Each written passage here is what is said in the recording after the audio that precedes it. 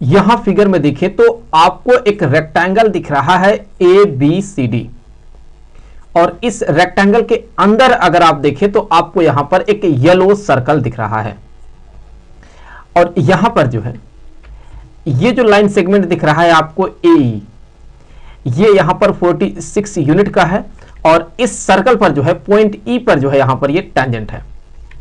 उसी तरह से यहां पर ये जो लाइन सेगमेंट आपको दिख रहा है BF, ये 31 यूनिट का है, और यहां पर जो है इस सर्कल पर जो है पॉइंट F पर जो है ये टेंजेंट है। और उसी तरह से ये जो आपको लाइन दिख रहा है CG, ये इस सर्कल पर जो है पॉइंट G पर यहां पर टेंजेंट है, और ये 34 यूनिट का है। और ये वाला जो लाइन सेगमेंट दिख रहा है आपको DH, ये भी यहां पर इस सर्कल पर जो है इस जगह पर H पर जो है यहां पर जो है H पॉइंट पर जो है ये टेंजेंट है, लेकिन इसका लेंथ क्या है ये हमें नहीं दिया गया है, ये अननोन है। तो हमें यहां पर जो है इसी x के वैल्यू को क्या करना है, हमें यहां पर इसी x के वैल्यू को पता करना है कि ये कितना है। तो देखिए हम इसका वैल्यू पता कैसे करेंगे। तो उसके लिए सबसे पहले हमने मान लिया कि यहां पर जो है ये जो आपको दिख रहा है सर्कल, इसका यहां पर ये हो गया सेंटर। तो हमने मान लिया यहां पर ये हो गया सर्कल का सेंटर। सो इसको नाम दे देते हैं कि ये है यहां पर P पॉइंट। सो ये है P। तो अभी P पॉइंट से जो है, जो कि इस सर्कल का सेंटर है, यहां से हम क्या करने वाले हैं, हम यहां से जो है एक परपेंडिकुलर यहां ड्रॉप करेंगे कुछ ऐसे। सो मैं थोड़ा कलर बदल देता हूं। तो हमने क्या किया, हमने यहां से जो है एक परपेंडिकुलर ड्रॉप कर दिया कुछ ऐसे। तो चूंकि यहां पर देखें ये तो टेंजेंट है, और ये क्या है, ये इस सर्कल का हम कह सकते हैं कि रेडियस है। हमें पता है कि एक सर्कल का रेडियस और उस सर्कल पर जो टेंजेंट है वो हमेशा एक दूसरे के साथ यहाँ परपेंडिकुलर होता है, इनके बीच में हमेशा 90 डिग्री का एंगल बनता है, ये सर्कल थ्योरम कहता है।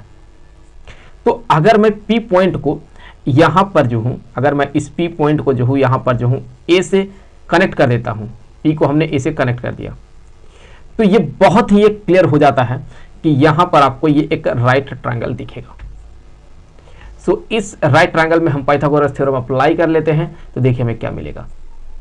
तो हम यहाँ कह सकते हैं कि ये जो AE है, ये इसका हम कह सकते हैं ये हो गया बेस। चलिए मान लेते हैं ये बेस AE, ये बेस है।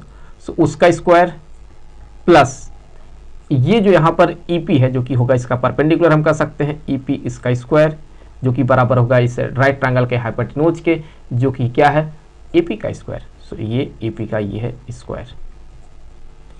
तो यहाँ देखिए AE 46 है, सो 46 का स्क्वायर प्लस ये तो सर्कल के रेडियस के बराबर है EP, तो R स्क्वायर इक्वल टू यहाँ हो जाएगा AP का स्क्वायर।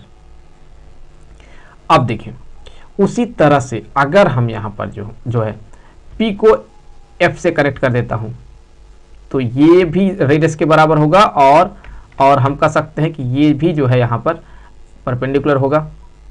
और फिर हमें क्या करना है, हमें P को जो है B से जोड़ देना कुछ ऐसे। तो यहाँ भी आपको क्या दिखेगा, यहाँ भी आपको दिखेगा कि ये एक राइट ट्रायंगल है।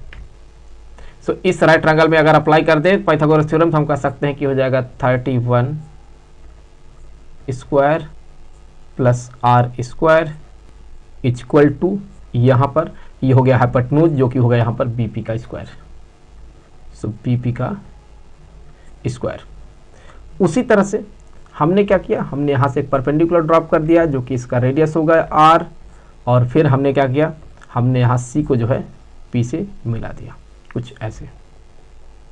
तो यहाँ हम कह सकते हैं कि 34 का square plus R square equal to हो जाएगा ये CP का स्क्वायर। तो CP का हो गया स्क्वायर। उसी तरह से यहाँ पर जो है हम क्या करेंगे, हम यहाँ पर जो है P से H पर यहाँ एक परपेंडिकुलर ड्रॉप करेंगे कुछ ऐसे, जो कि ये रेडियस ही होगा, और फिर यहाँ से हम P को जो है D से मिला देंगे कुछ ऐसे। तो इसमें भी देखिए ये एक राइट ट्रायंगल बना। इसमें अगर हम पाइथागोरस थ्योरम अप्लाई कर दें, तो यहाँ कह सकते हैं कि ये हो जाएगा x square plus R square equal to यहाँ पर ये जो आपको दिख रहा है P से लेकर के D तक का, या DP का स्क्वायर। डी का स्क्वायर। तो अभी अगर आप ध्यान से देखें तो A P, B P, C P और डी पी ये क्या है? ये इस रेक्टेंगल के हर एक कॉर्नर का जो है सर्कल के सेंटर से लेकर के तक का जो है ये डिस्टेंस है। तो इनमें जो है एक बहुत ही बेहतरीन रिलेशन होता है। वो रिलेशन कुछ इस तरह का है कि यहां पर हम ये कहते हैं कि ए पी का स्क्वायर प्लस सी पी उसका square equal to B P उसका स्क्वायर प्लस यहां डी पी का स्क्वायर। अब आप कहेंगे क्या ऐसे कैसे हो सकता है? आप इसका प्रूफ दीजिए हमें, आप प्रूफ करके दिखाइए। आप ये सोच रहे होंगे, तो इसका प्रूफ है। इससे पहले भी जो है हमने एक वीडियो में जो है इस क्वेश्चन को सॉल्व किया है और उस वीडियो में जो है हमने ये प्रूफ किया था कि ये चीज जो है left hand side right hand side के बराबर होता है। तो ये चीज हमने प्रूफ किया है। तो मैं उस वीडियो का लिंक यहाँ जो है डिस्क्रिप्शन में डाल दे रहा हूं और साथ ही साथ आपको यहाँ सजेस्टेड वीडियोज में भी दिखेगा, तो आप हो सके यहाँ से क्लिक करके देख लें। तो फिलहाल तो हम यहाँ से आगे बढ़ेंगे। तो अगर आपको इसका प्रूफ जानना है तो आपको वो वीडियो देखना पड़ेगा। तो आगे बढ़ते हैं और यहाँ पे वैल्यू डाल देते हैं। तो एपी की जगह पर क्या लिख सकते हैं हम? एपी स्क्वायर की जगह पर क्या लिख सकते हैं? 46 स्क्वायर प्लस यहाँ आर स्क्वायर।